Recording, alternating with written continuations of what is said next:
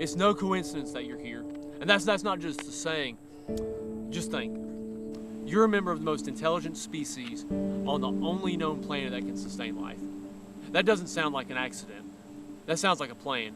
And that's God's plan, and you're a part of it. Most people think that we're here to work 40 plus hours a week, pay some bills, and then eventually die. But there's so much more. And deep down, we all know that. So we try to find fulfillment in almost anything. And not bad things like addictions, but even good things like marriage, relationships, kids, and careers. But there's more to it even than that. Where we really discover our purpose is when we come to know God and come to know the plan that He has for us, because our purpose is found in God's plan. So let me ask you, why are you here?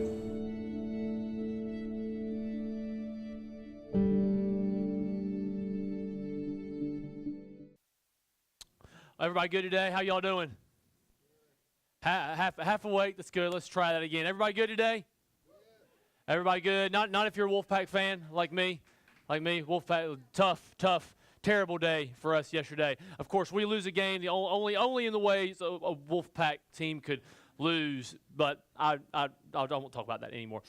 Hey, I just want to reiterate what Mark said. If you either brought supplies that we're going to send to Lumberton today, or if you gave to our offering today, or if you were able to come out on Monday and help us out. We even had a couple of guys yesterday doing some stuff. Man, thank y'all so much for doing that, because that really is what it looks like for the church to be the church. And I know in maybe certain philosophical circles, it's very fashionable to say, well, religion is the source of all this evil in the world, and if religion was gone, things would just be better.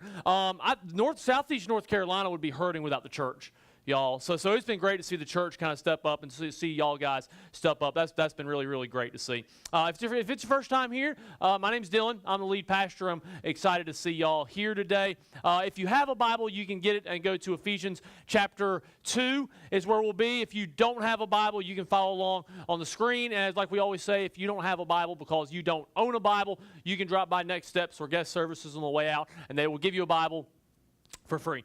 So here's the question that I want to start out with today. How many of y'all would say you have a problem with procrastination? And you be honest about it. Show of hands, okay? Okay, most of us in this room. So here's kind of how this works out in my life. Maybe the thing that I tend to put off the most is getting my hair cut. Now, my wife cuts my hair, and so ideally my hair should be cut according to how she likes it, because it's not about me. I want to make her happy.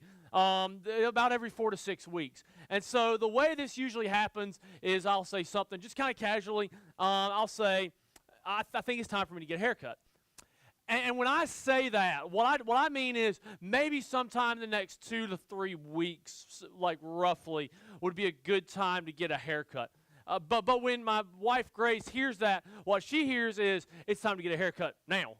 Like, let's stop what we're doing, and like in the next day or two, let's get a haircut. And because we have two different definitions of when I should get a haircut, it creates tension. Because there'll be like a Tuesday night, and she'll say, hey, let's cut your hair. And in fairness to her, it takes like 10 minutes. It does not take long. It's not like an hour-long process or anything. But usually my first response will be, I don't want to shower again today. I've already done that once. Save water, right? And so we'll kind of kick the can down the road. And even when we get to Saturday, like my off day, we'll have all day, and she'll say, I think today we should cut your hair. And even then I'm like, but I'm kind of relaxing today. I don't want to cut my hair. And so after about 2 weeks of this, finally we have a disagreement, and then I end up cutting my hair anyway. And it's all my fault because I'm stubborn, and because I kicked the can down the road. And because I kicked the can down the road, it results in heartache, frustration, and aggravation that would not normally be present in my life if I just did what I was supposed to do, like when I had the opportunity to do it. Now, you might say, how in the world does that tie in to a message? Here's how. Some of you in this room, you know kind of what your next step is when it comes to following Jesus. Or maybe you haven't quite given your life to Christ, but you know that you need to be stepping into God's plan instead of your own plan for your life. But instead of doing that, you kick the can down the road. And this is usually how that works out. Like maybe you're a teenager, and you'll say, I know I'm supposed to live for God and all that sort of stuff, But once I get through high school, I'll do that. Like I'll wait till I graduate. I'll have my high school fun with my high school friends, and then I'll give my life to Christ. And then you get to college. If you happen to go to college and you say, well, you know what, college is fun.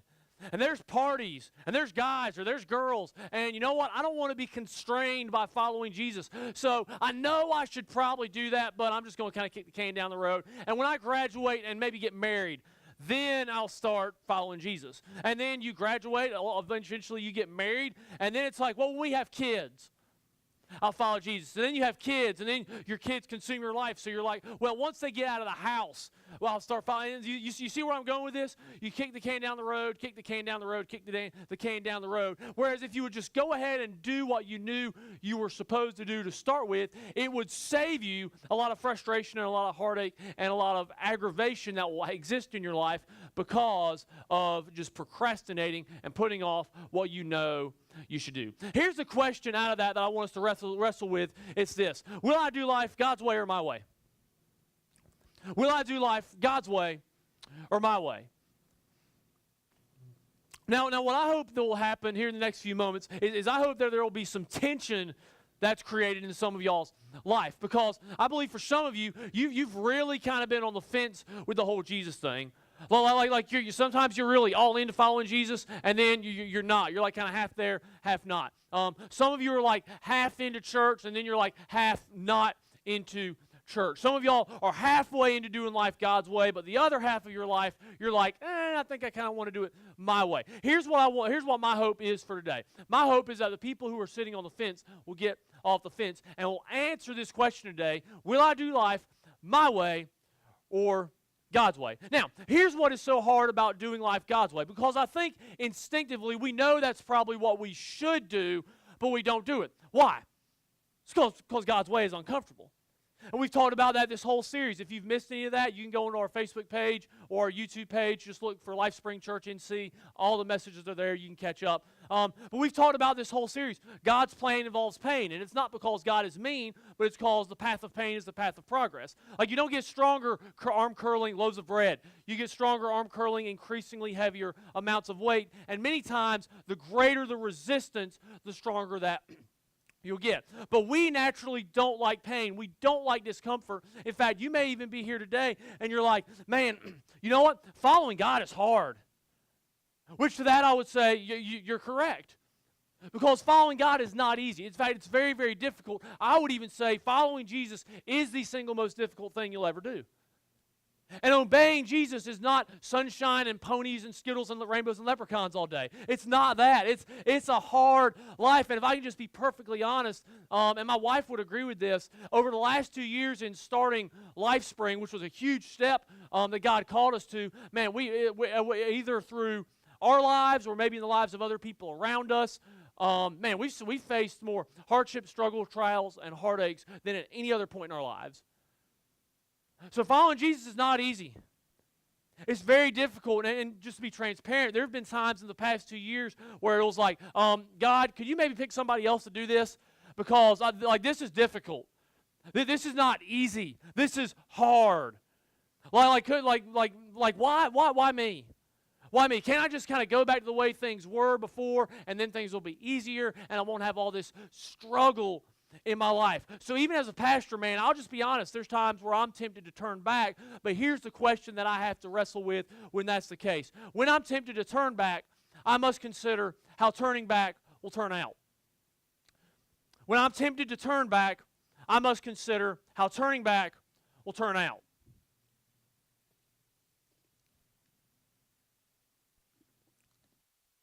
All right, it's this here in Ephesians chapter 2, verse 11. And what he'll kind of paint a picture of is what life is like when you turn back from God. So if you're here today and you're like, man, I thought I'd give church one more shot. I thought I'd give Jesus one more shot, but if it doesn't click today, then I'm done. Here's some questions that I want you to wrestle with. But first, I want you to see the picture that Paul paints. It's this. He says, therefore, remember that formerly you who were Gentiles by birth. Paul's, just real quick, let me explain that. When Paul's first, when he says you were formerly, he's asking them to recall their way of life before they were following Jesus. And he uses the term Gentile. Back then, there were two ethnic groups. There were Jews and Gentiles. Jews and Gentiles hated each other. They saw the other group as subhuman or barbaric, like didn't want anything to do with each other at all. So he says this. He says, remember that you who were Gentiles by birth and called uncircumcised by those who were called themselves the circumcision, which is done in the body by human hands. Let me explain that. Jewish people would call Gentiles uncircumcised. It was like a slur, and they would call themselves circumcision, kind of patting themselves on the back. If you're in middle school or high school and you don't know what circumcision is, ask your parents on the way home. It will make for an awesome conversation. That might be a little awkward. You can ask that. But he's basically asking them, hey, remember your former way of life. You know, you were separated from God because Gentiles at the time, Jews considered Gentiles far from God. And so Paul brings that idea up here in verse 12. He says, remember at that time, during the time where you were doing life your way, not God's way. He says, remember that you were separate from Christ, excluded from citizenship in Israel, and foreigners to the covenants of the promise, without hope and without God in the world. From that, there's three questions that I want us to wrestle with as we consider if I turn back from following Jesus, how will that turn out? Question number one is this: are you okay going through life and never reaching your potential? Are you okay going through life and never reaching your potential?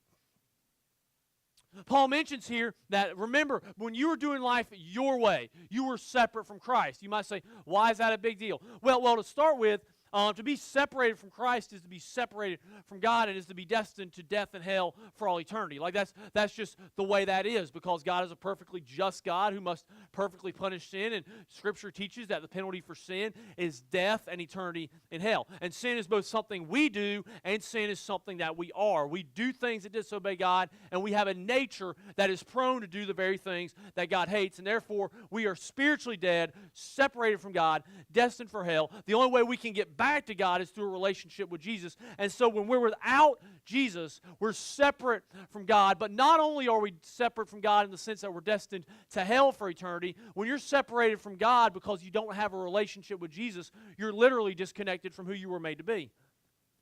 Because like we talked about in week 1 of this series, our purpose is found in God's plan. And God's plan is for us, first off, to know Him through a relationship with Jesus, and then to make Him known. And we've talked about that you're uniquely wired, each and every one of us, in some specific way to make God known by telling other people about Jesus and by showing other people the love of Jesus. That's God's plan. But you cannot connect to your plan. Therefore, you cannot connect to your purpose or your potential apart from a relationship with Jesus. And so if you're going to say, man, I'm going to turn back and do life my way, well, that's fine, but I would challenge you, man, are you okay with going through life and never reaching your potential and never fulfilling your purpose? I think most of us are probably not okay with that.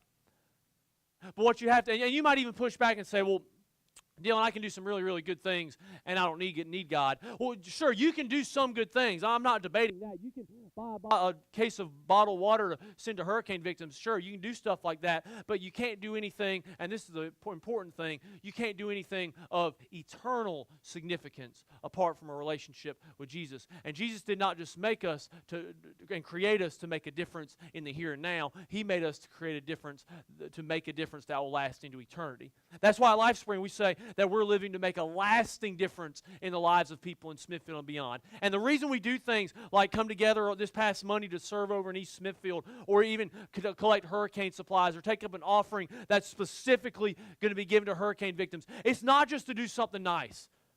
It's to show people the love of Jesus. It's so we can take the gospel beyond just talking about God's love and take it into showing God's love to the people that are here around us. Why? Because ultimately the only thing that makes a difference in eternity is whether or not people have a relationship with Christ. And if that's what your life is not about, then you can do nothing of eternal significance. And God made you for more than just doing things in the here and the now. The second question that we have to wrestle with is, are you okay with God being against you? Are you okay with God being against you? Paul writes here that he says, remember that you were separate from Christ and excluded from citizenship in Israel and foreigners to the covenants of the promise. In other words, you were separate from God's people. In our modern context, that would mean you're disconnected from the local church. Now, It's very fashionable today for people to say, well, you know what? I love Jesus. And I think Jesus is great, and I worship Jesus. But you know what? I'm not crazy about the church, and I don't think I need the church to worship Jesus. Well, if that's you, let me illustrate that real quick and show you why that's a problem. First off, we have to understand the church, and in fact, Paul calls the church in this letter to the Ephesians, he calls it the bride of Christ. Okay, so Jesus, the church is the bride of Christ. Now, imagine you came to me and you said, Dylan, I think you're awesome. You're a great person. You're the best preacher ever, which might be a little bit of an exaggeration, but we're playing make-believe, so just work with me here, okay? But maybe you said, I'm going to buy you Cheesecake Factory gift cards every single week for the rest of your life because we are going to be best friends. I might think it's a little odd to start with, but the Cheesecake Factory thing, like we can make that work. So I'd be like, dude, this is awesome. But then imagine you said to me, there's just one thing I've got to mention. I can't stand your wife. Well, I listen, I don't care how many Cheesecake Factory gift cards you buy me. If you don't like my wife, we're going to have a problem. Because you don't get to come to me and say, well, look, I think you're great, but I don't really care about your wife. No, that doesn't work. Because you can't say you want to be my friend, you want to be in relationship with me, and then say, but your wife can't be a part of the picture. No, because me and her are one. And you wouldn't be setting yourself up to be my friend. You'd be setting yourself up to be like my enemy. Just to be perfectly honest. You might say, I don't think a pastor should be like that. Well, you're like that too. We're all human, right? So now imagine that. And just imagine how much on a greater scale, since God considers the church his bride, how much more does God react when we say, hey, Jesus, I love you, but I really don't like your church? That doesn't set you up for God being for you. That sets you up for God being against you. Because just like as a husband, I will always fight for my bride 100 times out of 100 without even thinking. How much more will Jesus fight for his bride 100 times out of 100 without even thinking? When you set yourself up against God's bride, the church, you set yourself up against God, because Jesus and the church, you can't separate the two. And you might say, well, the church has problems. Yes, it does. This church has problems, starting with the pastor, right? I've got flaws. I've told y'all about this a couple weeks. I cut my finger and said something that wasn't very great, okay? I'm not, if you're looking for the perfect pastor, this is not him. Go somewhere else. He might exist somewhere. And when you find him, please bring him here and tell him, come tell me, because you'll have found Jesus on earth. It'll be exciting. But yes, the church has warts and the church has flaws. But let's step back and think about that. If Jesus, as being perfect and without sin, loves the church and gave his life for the church in spite of all the church's imperfections and sins and flaws, then how arrogant is it for us as also messed up, imperfect people to say, well, I don't want anything to do with the church? That doesn't work. And that sets you up against God and not with God being for you. Now, you may be here and you might say, well, I don't really believe in God, so this isn't really an issue for me. Well, just play make-believe with me for just a second. Imagine if God did exist. Are you okay with somebody who literally uses the earth as his footstool being against you? I wouldn't want that guy to be not on my side because he's bigger than me and he can squish me like a bug. So I'm not okay with God being against me. But when you choose to do life your way instead of God's way, you set up yourself for God to be against you. The third question we have to wrestle with is, are you okay with living a hopeless life? Paul writes here, he says, that you're also, when you were doing life your way, when you were separate from Christ, you were without hope and without God. To be without God is to be without hope. And here's the thing. This, for me, is maybe the single most unsettling result of a worldview that embraces atheism. Because atheism says, well, I don't believe there's a God. Y'all, that's a hopeless worldview. Because if you don't believe there's a God, you get cancer, sucks to be you. A loved one dies, survival of the fittest, can't do anything about it. It's just a product of natural forces. You lose a kid, you have a miscarriage. See, if you embrace this idea that there's no God, that there is literally no hope. I don't care how you try to spin it. And you may not, but most of you in here today probably are not atheists. But let me help you consider this. You may not be an atheist in belief, in the sense that you do believe there's a God. But are you an atheist in practice? You say, what do you mean by that? Well, you say you believe God exists, but you live like He doesn't. Like, you say God exists, like you might even come to church and read your Bible, but when it comes to your day-to-day life, God has no influence and no impact on the way you live. That's called practical atheism, which is also doing life your way instead of God's way. When you do life your way instead of God's way, that leads to a life that is without hope. Because only in Jesus is there hope. And you might say, why is that? Because only Jesus took a bloodstained cross and turned it into an empty tomb. I don't know anybody else that ever did that. And so for me, if He can do that, man, it doesn't matter what sort of situation I get in. Man, there's hope. But that hope only comes in the context of a relationship with Jesus Christ. And to step away from that is to say, you know what? I'm okay with living a hopeless life. See, this is like the destination for where you go when you say, I'm going to choose my way over God's way. And you might say, well, I don't think I buy that. Well, here's the thing, and here may be the reason why you don't buy it, is because it's honestly 100% of the time much easier in the short run to do life your way. Because there's no resistance. It's our default nature. It's like we don't even have to think how to do life our way. And so since it's easy, many times that's what we do. And we don't follow God's way because in the short run, it's so incredibly difficult.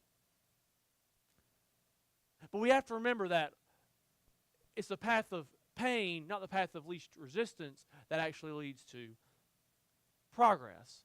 And I think deep down inside, all of us want progress. Or another way to put it is this. Let's think about it in terms of Jesus. Everybody wants a resurrection. Nobody wants to go through the crucifixion. But it's only on the other side of the crucifixion that the resurrection actually exists. If that's where we want to get, so to speak, then there's only one way to do it. So we have to ask this question. What if I choose God's way over my way? Choose God's way over my way. We've talked about the end result of doing life your way. Hopelessness, purposelessness, disconnected from your potential, without hope. So what happens on the other way? If you choose to say, you know what, kind of like we talked about last week, if you watched a video message, you know what, I'm going to be all in on this thing. I'm going to fight for progress. What happens if I choose to do that? 4 things happen. They'll be on the screen. You can write them down. I step into a relationship, not a religion. I step into a relationship, not a religion. How many of y'all are either married or you want to get married one day? Show of hands. Show of hands. Married or want to get married? Married or want to get married? Okay. Here's what I know your marriage vows did not look like or will not look like. And I'll just use me and my wife Grace as an example. I, Dylan, take you, Grace, and I promise I will wash dishes, and I will dry dishes, and I will cook fresh hot meals every night, and I will do the laundry. I will take the trash to the dump, even in the pouring down rain. I will get up in the middle of the night when our puppy has to use the restroom, and I will never complain when it poops in the house and I have to clean it up. I will cut the grass. I will get you a flower bed that is beyond anything you could ever believe. I will rub your feet and give you back rubs and make sure that you constantly have awesome bubble baths because I'm going to do all of this stuff. No, it didn't look like that, right? None of your marriage vows look like that. If they did, we should probably talk about that. It'd be kind of weird. But here's the reason that your marriage vows didn't look like that. It's because stepping into marriage is not stepping into a honey-do list. Right? We can laugh. That's funny. We can laugh at church. I hear some uneasy snickers in the room. Stepping into a marriage is not about stepping into a bunch of rules that you keep. Stepping into marriage is about stepping into a relationship with somebody. And in the same way, following Jesus is not about keeping a list of rules. It's just about stepping into a relationship that changes you from the inside out. Paul writes this. He says, but now in Christ Jesus, you who once were far away have been brought near by the blood of Christ. Think about that. When you were doing life your way, like running from God, you were far from God. But then when you said, Jesus, I want to follow you, you were brought near to God. You were brought into a relationship with God. Not a religion. Not go to church and then do all the right things. You're brought into a relationship with the perfect God of the universe. Like that blows my mind. Like that the perfect, sinless, holy, infinite God, all-powerful God would want a relationship with weak, small, sinful, screwed up me. Yo, that's awesome. And that's life-changing. That's why our whole mission here is to reach people far from God and teach them how to follow Jesus one step at a time and then send them on mission to reach and teach others, because the thing that changes people's lives is not offering them a bunch of religious activity. It's by offering them a relationship with Jesus Christ. And it's that relationship that changes your activity. The relationship with Jesus changes the things that you do, but you can do a lot of things and it never changes your heart. In fact, I would even wonder if maybe you're in here today and you've done religion maybe your whole life. Because that was my story. I did religion until the time I was 21 years old.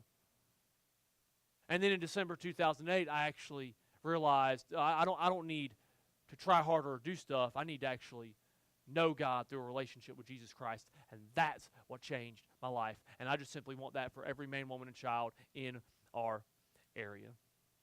So when you step into when you start doing life your way when you do life God's way instead of your way, you step into a relationship, not a religion. The second thing is this: I will see people who are divided become united.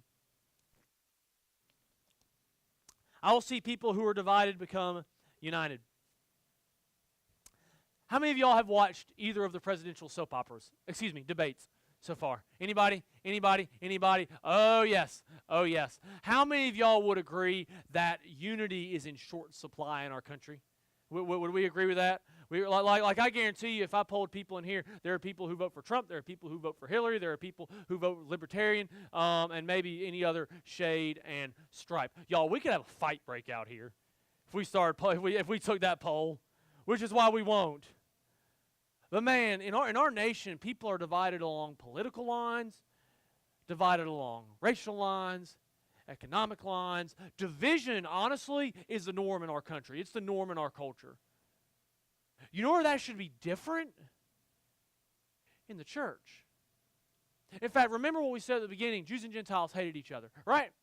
And so, but Paul writes this. He says, "For he himself, Jesus, is our peace, who has made the two groups, Jew and Gentile, one, and has destroyed the barrier, the dividing wall of hostility, by setting aside in his flesh the law with its commands and regulations." His purpose was to create in himself one new humanity out of the two, thus making peace, and in one body to reconcile both of them to God through the cross, or bring them back to God through the cross, by which he put to death their hostility. He came and preached peace to you who are far away, and peace to those who are near, for through him we both have access to the Father by one Spirit. Y'all, that's an awesome, awesome bunch of verses right there. Because Paul says, hey, this thing that nobody thought could ever happen, Jews and Gentiles actually being together in a relationship with each other, it happened. Why? Not because policies were put into place, not because the Roman emperor changed, but because people stepped into a relationship with Jesus. And when you step into a relationship with Jesus, he changes the way you do things, because you start getting closer to God. And watch this. As this person gets closer to God and this person gets closer to God, they inevitably get closer to each other. You want to see people get closer together? You want to see unity happen? Introduce people into a relationship with Jesus. And you'll see people that are divided become united. Y'all, unity is not going to happen after this presidential election, regardless of who wins. It just won't. The only way we see unity happen and people who are nothing alike come together is by helping people step into a relationship with Jesus Christ, because that changes things, and y'all, that's attractive to a lost and a dying world. The third question we have to wrestle with, or the third thing that happens when we when we choose God's way over our way, is I will have a family with a foundation. I will have a family with a foundation. All of us have a family experience of some type from growing up. Some of you had great families growing up. Others of you maybe didn't have good families. Some of you had both parents in the home. Some of you had one parent in the home. Some of y'all had a very loving environment. Some of y'all may have had an abusive environment. So we all have a family story, some good, some bad. But here's the thing that I do know about family that we all have in common. At some point, either through death or distance, you will become separated from your earthly family. It's inevitable. Either through death or distance, you will become separated from your family. But all of us have this craving to be in a family. See, you know how that happens ultimately? That happens when we step into a relationship with Jesus, because when we do that, we step into this family, and it's called the church. Paul writes this. He says in verse 19, consequently, when you do life God's way, when you step into a relationship with Jesus, you are no longer foreigners and strangers, but fellow citizens with God's people and also members of his household. In other words, you begin to follow Jesus, you step into Jesus' family. Now, let me explain what Jesus' family, what does not define Jesus' family, because many times, especially in the South, we can maybe think some weird things define being a Christian or being a part of God's family. To be a part of God's family does not mean that you stop going to every movie that's rated PG-13 or worse, unless they're about Jesus. It does not mean that you get rid of all the AC/DC tracks on your iPod or your iPhone in your iTunes, because if you do, you're probably on the highway to hell. Doesn't mean that. It doesn't mean that you wear skirts and blouses and ties and suits. And it doesn't mean that you churn your own butter. Okay? When you step into God's family, it doesn't mean that you all of a sudden become bizarre and like a freak show. What it does mean that you become loved unconditionally. It does mean that that you're accepted regardless of who you are and where you're at, because the reality is, like, all of us are on this journey together. That's why one of our values here at LifeSpring is we're not done, because we realize all of us have a next step. None of us are perfect. All of us have a next step. All of us are trying to do our best to follow Jesus one step at a time. When you become a part of God's family, it means, you know what? You're a permanent part of that family. God doesn't kick you out of his family just because you mess up. And also, when you become a part of that family, what happens, though, even though you might mess up, you'll have people around you who will help encourage you to continue to follow Jesus and do the right thing, even when it's difficult. Y'all, that's why we do life groups. And that's why we do things like life plans, so we can introduce y'all into life groups, so you can step into relationships, so you can step into a family setting where people come around you who will help you follow Jesus one step at a time. But the best thing about this family is that this family is stable, and it's not because its people are stable, because, my gosh, none of us are stable. Can we just be honest, right? We're all prone to snap. And like, I can think of maybe 3 people in the world who make me snap just because that's just personalities when they do certain things. So none of us are stable. We need a foundation for our family that is stable. What is that foundation? Paul lays that out. He says, the family is built on the foundation of the apostles and prophets, with Christ Jesus himself being the chief cornerstone. The reason our family is stable is because Jesus is the one that holds it all together. See, the church is not a gathering where perfect people come and display their perfection. It's a gathering of people where messed up, imperfect, broken, sinful people come and worship their perfect Savior. And when you step into doing life God's way instead of your way, you step into a family that has a foundation, and that foundation is Jesus Christ. And as you do that, this last thing becomes true. I will live with passion, purpose, and God's presence. I will live with passion, purpose, and God's presence. I've never drinking a full water bottle while I've been preaching. That's pretty interesting. I think it's because I have a sore throat. Don't get too close to me. But anyway, Paul writes this here. He says, in him, in Jesus, the whole building is joined together and rises to become a holy temple in the Lord. And in him, you two are being built together to become a dwelling in which God lives by his Spirit. Here's what I see in that. The first thing we see is that God's church begins to grow. You know how God's church grows? First off, individuals start to grow closer to Jesus. They come to know Jesus more. They grow deeper into a relationship with Jesus. But also, the way the church grows is other people are told about Jesus. That sounds a lot like our purpose. Know God, make God known. When you step into doing life God's way, you all of a sudden start living with purpose. And guess what? Our purpose also happens to be God's passion. God's passion is to see His church grow in terms of spiritual health and in terms of numbers. So God's passion becomes our purpose. We live with passion, we live with purpose, and then it says, and you're being built together to become a place where God lives by His Spirit. See, to kind of circle all the way back around to the beginning, we said that oftentimes the reason we kick following Jesus down the road, we kick that can down the road because it's difficult. And it's not easy. But here's the dirty little secret. Whether you choose to follow Jesus or whether you choose to do life your own way, at some point in some way, place, and time, some way, shape, or form, you'll face challenges in life. You'll face difficulty.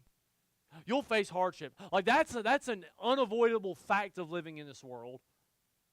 And so the question is not whether or not that will eventually happen, because it will. The question is whether or not you'll have somebody there with you in the middle of life's storms to who you can actually cling to and who will actually offer you hope. And God promises that. But it only happens as we choose God over us. And so we're about to sing a song. David's going to come up, and the song is called Lord, I Need You. And the reality is, whether you're here and you realize it or not, we need God. We need God because, like we talked about last week, we can't do this thing on our own. We're all like, our only source of strength is God Himself. And if we are going to choose to do life God's way and make progress in that, it won't be because we're some spiritual giants. It's because we're continually depending more and more and more on God's power.